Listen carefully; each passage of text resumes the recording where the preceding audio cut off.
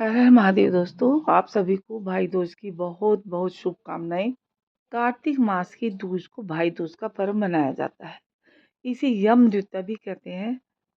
आज हम अब सुनाएंगे भाई दूज की 7 बेटे और एक बेटी वाली पूरी कहानी। एक गांव में एक बुढ़िया माई रहती थी। उसके 7 बेटे थे और एक बेटी थी। बेटी की शादी हो चुकी थी। बुढ़िया माई को एक दुख था कि उसके 7 बेटों में से 6 बेटे मर गए थे। जब भी उसके बेटे की शादी होती थी, फेरों के समय एक नाग आता और उसके बेटे को डस लेता था। बेटे की वहीं मृत्यु हो जाती थी और बहू विधवा। इस तरह उसके 6 बेटे मर गए।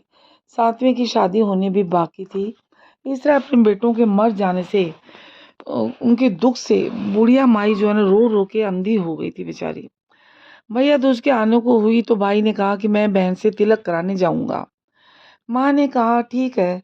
उधर जब बहन को पता चला कि उसका भाई आ रहा है तो वह खुशी से पागल होकर पड़ोसन के पास पूछने गई कि जब बहुत प्यारा भाई घर आए तो क्या बनाना चाहिए। पड़ोसन उससे बहुत जलती थी, तो उसने जलन के मारे उसको बताया, सब कुछ गलत बता दिया। उसने कहा कि दूध से रसोई लिपो, घी में चावल पकाओ, और बहन ने बेचारी ने ऐसे ही किया। उधर भाई जब बहन के घर जा पहुंचा तो उससे रास्ते नहीं जब उसका भाई अपनी बहन के घर जा रहा था तो रास्ते में उसे एक सांप मिला। सांप उसे डसने को वही था कि भाई ने बोला, तुम मुझे क्यों डसना चाहते हो भाई? सांप बोला कि मैं तुम्हारा काल हूँ और मुझे तुमको डसना है। भाई ने उससे निवेदन किया कि मेरी बहन मेरा इंतजार कर रही होगी और मैं जब तिलक करा के वापस लौटूंगा तब तुम मुझे डस लेना, लेकिन अभी मुझे अपनी बहन के पास जाने दो। सांप बोला कि भला आज तक कोई अपनी मौत के लिए लौट के आया है जो तुम आने के लिए कह रहे हो? भाई ने कहा कि अगर तुझे यकीन नहीं है तो तू मेरे झोले में बैठ जा। इस पर भाई ने उसको सांप को झोले में बैठने के लिए बोला और सांप जो है भाई के झोले में बैठ गया। तो बस सांप ने ऐसे ही किया। बहन के घर जब भाई आया तो बड़ी खुश हुई बहन बेचारी। भाई बोला कि बहन जल्दी से खाना दे दे, बहुत भूख लगी है। अब बहन खाना कैसे दे? उसने तो पड़ोसन के बताए अनुसार सब कुछ गलत कर दिया।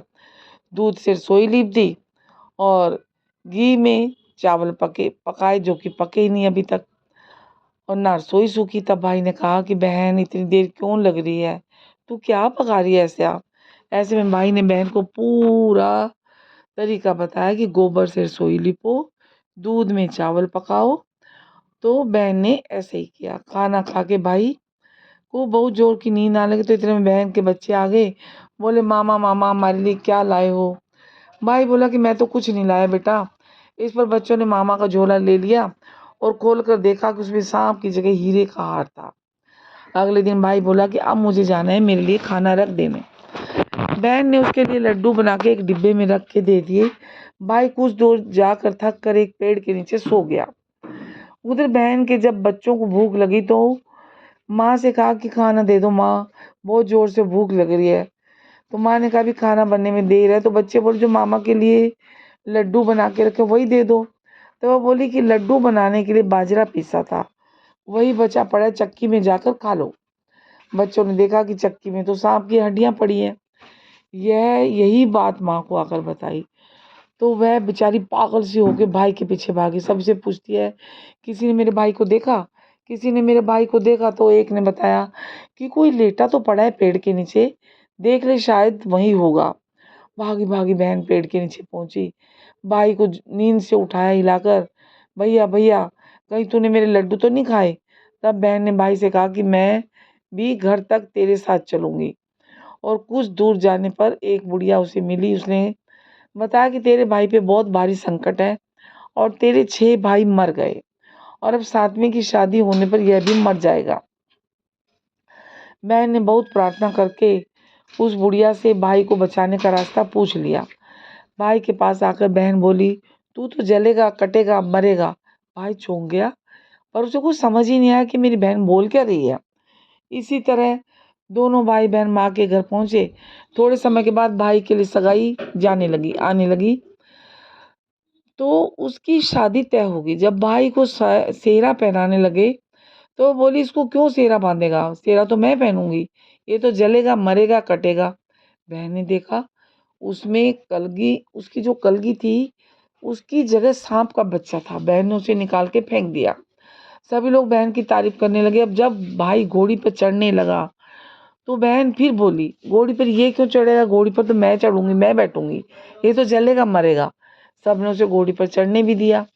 अब जब बारात चलने को हुई तब बहन बोली कि पहले इस दरवाजे से मैं निकलूंगी, ये पीछे के रास्ते से जाएगा, दरवाजे से तो मैं निकलूंगी।